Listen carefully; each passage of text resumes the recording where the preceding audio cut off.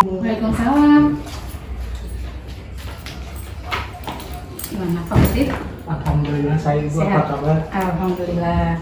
Silakan. Terima kasih. Ibu, mohon maaf ya, saya mengganggu waktu Ibu. Izin sebelumnya, barangkali Ibu mempunyai waktu luang Silakan. ya dengan saya. Ada waktu hari. Alhamdulillah, terima kasih Ibu sebelumnya. Jadi maksud saya kesini menemui Ibu yaitu saya itu ingin mengetahui gitu, barangkali itu Ibu punya kasus untuk diidentifikasi, yaitu kasusnya merupakan dilema etika atau rujukan moral. Untuk memenuhi salah satu tugas saya sebagai Dilema etika di sekolah apa di rumah? di sekolah Di saja Bu, sekolah. ya, di sekolah saja. Nah, mungkin ada beberapa pertanyaan ya Bu yang akan saya ajukan kepada Ibu, diantaranya yang pertama yaitu selama ini bagaimana Ibu dapat mengidentifikasi itu suatu kasus bujukan moral atau dilema etika. Biasanya dilema etika itu atau kasus ya bisa saja muncul dari berbagai pihak. Untuk di sekolah bisa itu muncul dari orang tua, dari anak-anak, atau dari guru atau personel sekolah lainnya. Biasanya itu. Dan jika ada, biasanya kan itu yang khawar-khawar, ada yang jelas. Nah, jika itu terdengar di telinga Ibu, biasanya Ibu langsung kumpulkan nih akar permasalahannya di mana, identifikasi kan. Iya betul. Misalnya dari para wakasek, kumpulkan wakasek, atau orang tua, atau guru, tergantung permasalahannya. Kalau permasalahannya di sekolah, biasanya personil sekolah Ibu kumpulkan untuk diidentifikasi, dicari akar permasalahannya di mana. Nah, mungkin selama ini ya Bu, bagaimana Ibu menjalankan pengambilan keputusan terkait permasalahan-permasalahan yang Ibu barusan disampaikan, baik itu dengan pihak orang tua maupun pihak guru ataupun staf pegawai gitu di sekolah Ibu. Terutama untuk kasus-kasus di mana ada dua kepentingan yang sama seperti itu Bu, benar atau mengandung nilai kebajikan. Cara Ibu mengambil keputusan dari permasalahan tersebut itu bagaimana kira-kira? Yang pasti kita harus transparan ya atas masalah yang ada. Harus ada transparansi. Kita duduk satu meja, kita bedah nih permasalahannya. Nah, setelah diurai, insya Allah kan bakal semua paham. Jadi saya nggak pernah ngambil keputusan sendiri, minta pendapat yang lain yang hadir. Nah, di situ kita putuskan sama-sama. Karena harapannya apa? Dari keputusan yang ada itu tidak memberatkan pihak lain. Kan bisa jadi, ini menguntungkan pihak A, untuk pihak B itu merasa tidak diuntungkan. Itu hanya perasaannya saja sebetulnya ya. Biasanya seperti itu. Intinya dikumpulkan semua, masalahnya jelas, kita urai tujuannya mau ke arah mana nih, itu jelas. Berarti Ibu itu dalam mengambil keputusan itu harus dengan berdasarkan sumber yang jelas dulu ya Bu. Iya. Tidak menguntungkan sebelah pihak seperti itu. Iya. Jadi ketika sumber masalahnya sudah jelas, sudah teridentifikasi akar permasalahannya seperti apa, baru Ibu bisa mengambil keputusan dari permasalahan tersebut seperti itu ya Bu. Betul. Nah, ada pula Bu langkah-langkah atau prosedur seperti apa sih yang dilakukan ketika Ibu menghadapi suatu permasalahan yang Ibu hadapi selama ini? Ya itu tadi, jika ada sumber masalah, diidentifikasi sumber masalahnya apa, dikumpulkan pihak-pihak yang terkait, kemudian diurai masalahnya, diambil keputusan. Setelah ada keputusan itu jangan lupa dievaluasi dulu. Kita laksanakan refleksi. Ketika sudah ada keputusan A, nah apakah ada dampak dari keputusan yang diambil?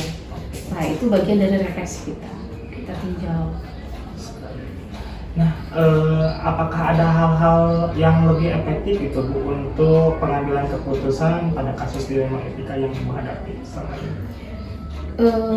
Ibu rasa selama ini akan lebih efektif jika keputusan itu tidak diambil sendiri ya, karena itu bahkan lebih subjektif kalau seperti itu.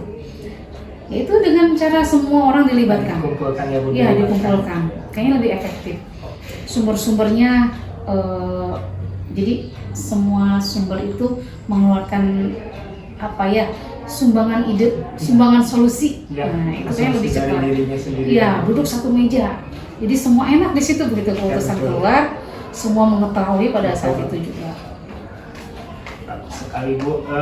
Apakah ada sebuah tata cara atau jadwal tertentu gitu Bu dalam sebuah penyelesaian kasus dilema etika atau bujukan moral yang Ibu selesaikan di tempat atau apa ini kan namanya bentuk prosedurnya gitu Bu? Seperti apa yang Ibu jalankan selama ini? Iya, kalau jadwal khusus tidak ada, cuman Ibu meluangkan, menawarkan waktu kapanpun bagi siapapun yang ada masalah, silakan hadir. Ibu siap kapanpun, mau di sekolah atau di luar jam kerja silakan. Gitu. Dan ya tergantung ya, kalau masalah itu cepat atau lambat memang harus diselesaikan. Dan secara berkala, walaupun Ibu tidak menyediakan waktu, kan suka ada supervisi. Itu Betul. salah satu langkah untuk mengantisipasi ada masalah nggak nih guru-guru dalam pembelajaran kelas. Kalau misalnya Pak Farid pernah melihat Ibu jalan-jalan, melihat ke kelas-kelas misalnya, nah itu salah satu bagian dalam apa ya, dari keputusan-keputusan yang pernah Ibu ambil, apakah dampak panjang dalam jangka panjangnya ini dampaknya bagus atau tidak. Itu paling gitu, untuk mengantisipasi adanya dilema yang ada lagi gitu, baru dilema baru. Oke, jadi Ibu berusaha untuk meluangkan waktu ya Bu yang seluas-luasnya kepada baik itu kepada tenaga guru, orang tua ataupun staf tata usaha ya yang mempunyai permasalahan bisa sharing gitu dengan Ibu kapanpun gitu. Iya, jangan malu-malu, jangan ada yang tutupi. Oke, siap Bu.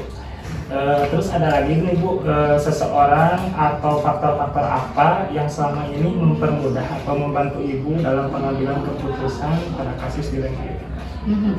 Tentu karena Ibu sebagai kepala sekolah selama ini banyak dibantu oleh para wakasek, dan sepanjang perjalanan memimpin juga tentu mereka membantu. Dari orang tua juga, dari komite juga sebagai rekan untuk curhat ya, bukan curhat ya, masalah sekolah itu harus selalu dibicarakan bersama. Selalu dilibatkan bersama. Iya, selalu dilibatkan. Terus rekan sejawat, itu kadang ada sharing di kelompok MKKS. Yang apa ya, biar bisa membantu apa yang mencari solusi gitu ya Bu. Iya. Dari permasalahan yang sedang Ibu hadapi, mungkin Ibu bisa sharing dengan rekan Ibu ya ke kepala sekolah di sekolah-sekolah lain gitu. Nah, ada satu lagi nih Bu, dari semua hal yang telah disampaikan barusan oleh saya atau pertanyaan-pertanyaan yang telah dilontarkan dari saya, terus Ibu menjawab dan menyampaikan berbagai informasi dari permasalahan-permasalahan Ibu, pembelajaran apa yang Ibu dapat atau Ibu bisa petik dari pengalaman Ibu ketika mengambil keputusan dilema etika? Banyak sekali pelajaran yang Ibu ambil. Jadi dalam mengambil keputusan itu harus bijaksana, sebijaksana mungkin ya. Jadi Ibu jadi lebih sensitif, lebih peka, lebih bisa mengolah emosi. Jangan, ya harus stabil lah setidaknya, betul. Supaya tidak ada apa ya. Kalau kita lagi emosi, keputusan yang diambil tentu tidak kurang baik. Kurang baik, terus harus lebih subjektif. Bukan subjektif, maaf, objektif. Ya, dalam mengambil keputusan atau objektif. Jangan karena ya ini baik nih Mas sama Ibu suka nganter kemana gitu misalnya.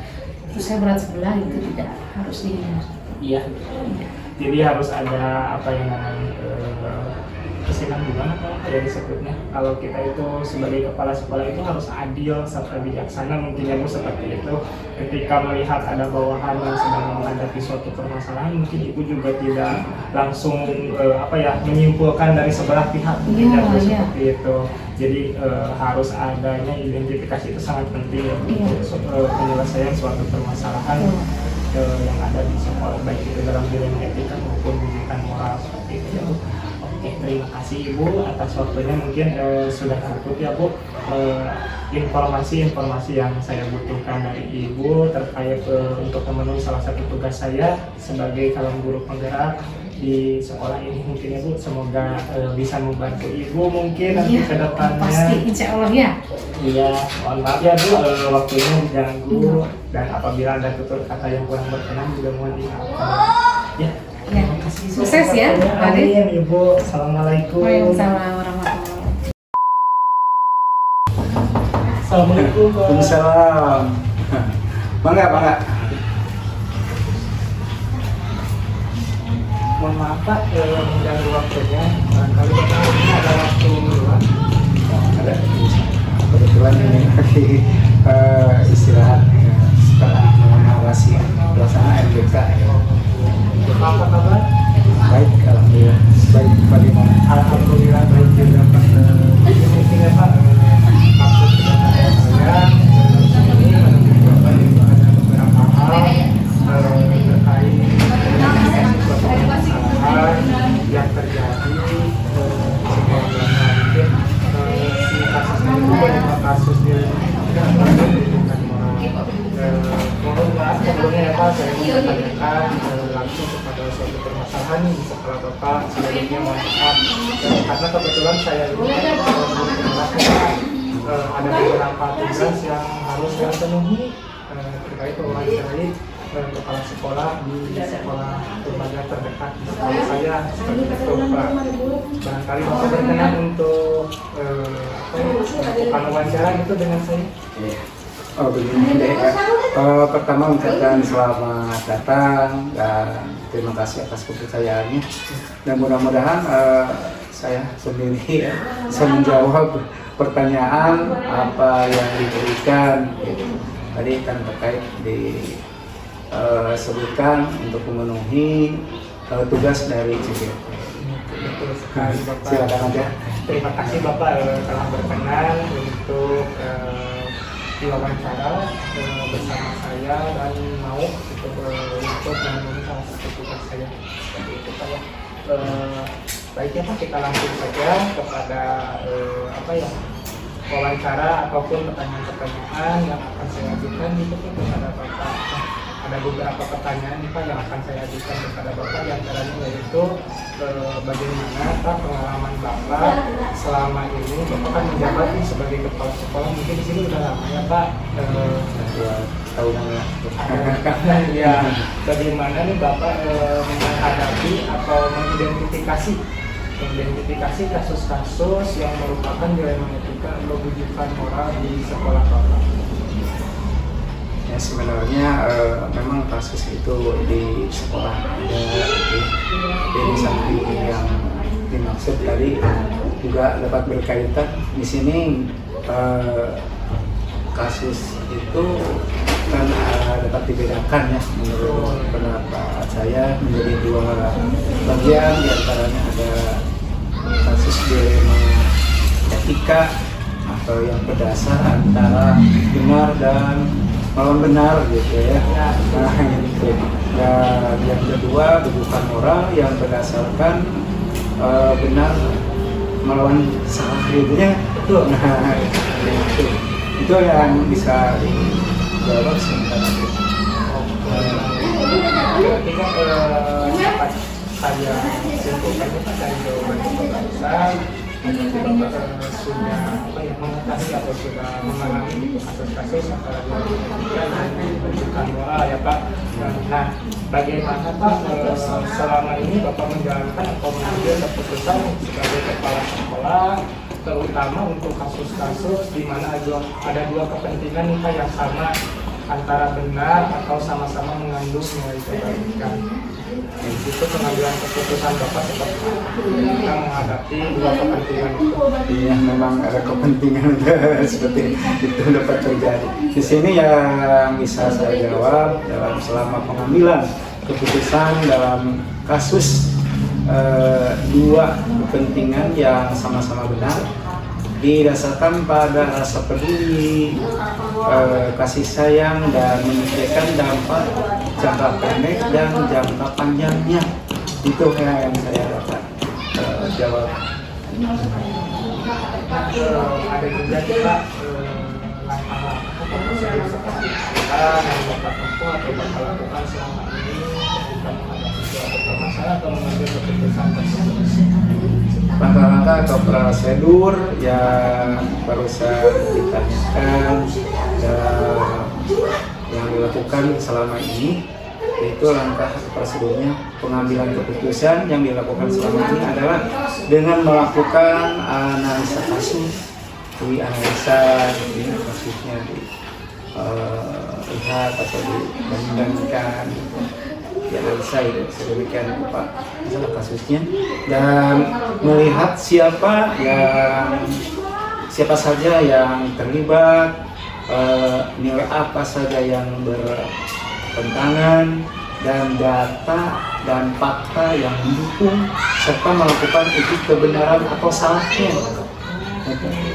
Berarti Bapak dari suatu permasalahan atau kasus yang dialami oleh Bapak di sekolah itu, jadi Bapak tidak mengambil keputusan sebelah pihak ya. Jadi Bapak mencari tahu terlebih dahulu, dianalisa guna untuk yang memenuhi argumen-argumen atau bukti-bukti fakta dari permasalahan tersebut ya Pak, seperti itu. Ada juga nih Pak, hal-hal apa saja yang selama ini dianggap efektif menurut Bapak ketika Bapak mengambil keputusan pada kasus-kasus di Republik tersebut? Ya, akan saya jawab, mudah-mudahan dapat pas lah ya, mengenali bahwa ada nilai-nilai yang saling bertentangan dalam situasi ini, menentukan siapa yang terlibat dalam situasi ini, kemudian mengumpulkan fakta-fakta yang relevan dengan situasi ini, pengujian benar atau salah, dan pengujian paradigma benar lawan benar. Itu yang saya jawab. Jadi Bapak melakukan sebuah pengujian ketika Bapak di sekolah Bapak itu terdapat suatu kasus atau permasalahan. Jadi ketika Bapak sudah mengumpulkan data-data dari kasus tersebut, mungkin Bapak mengujinya ya Pak, mengujinya dengan cara pengujian itu berdasarkan kasusnya itu benar atau tidaknya, seperti itu ya Pak. Selama ini kan yang merupakan tantangan bagi Bapak sendiri dalam mengambil keputusan terkait kasus-kasus di Republik tersebut, tantangannya seperti apa? Ya, di sini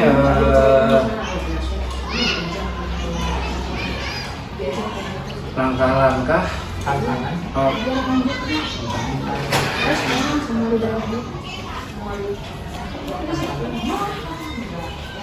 Iya ya. Jadi hal-hal yang barusan yang merupakan tantangan dalam pengambilan keputusan pada kasus-kasus dilema etika dalam langkah atau prosedur dalam pengambilan keputusan yang dilakukan selama ini adalah dengan melakukan analisa kasus, melihat siapa saja yang terlibat, nilai apa saja yang bertentangan, data ya, dan fakta yang mendukung serta melakukan uji kebenaran atau salah. Adakah seseorang atau faktor yang selama ini mempermudah atau membantu Bapak dalam pengambilan keputusan dari kasus-kasus yang sudah Bapak alami? Iya, ada di sini adanya seorang CGP yang aktif di sekolah yang memberikan wawasan dan pengetahuan baru sehubungan dengan prosedur pengambilan keputusan dalam menghadapi dilema etika. Bukan di SDI sini juga ada CGP pernah dan bisa dilakukan ke belakang seperti seperti itu. Jadi dengan adanya CGP di sekolah Bapak ini jadi bisa membantu mungkin ya Pak, membantu untuk menyelesaikan suatu kasus ini yang menjadi pembantu bagi Bapak. Nah, yang terakhir nih Pak, dari semua hal yang telah Bapak sampaikan tadi, baik itu cara menghadapi komunikasinya, keputusannya, serta langkah efektif yang Bapak ambil, lalu tantangan-tantangannya, terus pembelajaran juga ya Pak. Nah, yang telah Bapak sampaikan barusan, pembelajaran apa sih yang dapat Bapak petik dari pengalaman Bapak selama mengambil keputusan pada kasus genetika ini Pak? Dan masalah itu dalam pengambilan keputusan yang dilakukan dengan mempertimbangkan para pimpinan keadaan dalam proses berpikir dalam dilema ketika yang selanjutnya dilakukan pengujian menggunakan langkah-langkah yang sistematis sesuai dengan pandangan seperti dari Bapak Ki Hajar Dewan Tanah, yaitu murid akan merasakan kebahagiaan setinggi-tingginya setelah melaksanakan proses pembelajaran atau saat itu kita menyebutnya sebagai merdeka belajar.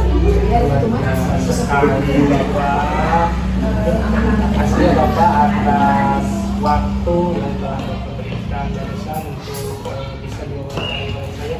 Wah, saya nyimak dari cerita atau kasus yang alami ini ternyata apa yang langkah-langkah atau pengambilan Di luar gerak. terapkan itu sangat bagus sehingga Di luar gerak.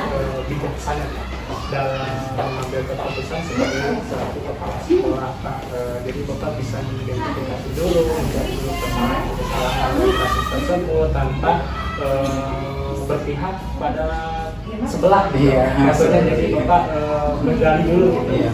masalahnya antara benar atau salahnya itu di mana.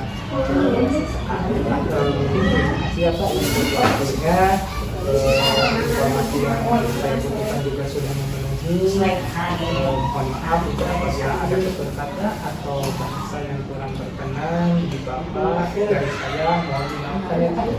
Saya juga mengucapkan terima kasih atas pertanyaannya tadi dan jawabannya itu mungkin kurang memuaskan karena begini situasi keadaannya, mudah-mudahan tetap terus saja untuk kepentingan tugas dari selamat ya. Ya, terima kasih Pak. Mohon doanya juga ya Pak untuk saya. Mohon maaf diganggu Pak waktunya. Terima kasih. Bapak sehat-sehat ya Pak. Sama-sama. Assalamualaikum. Salam.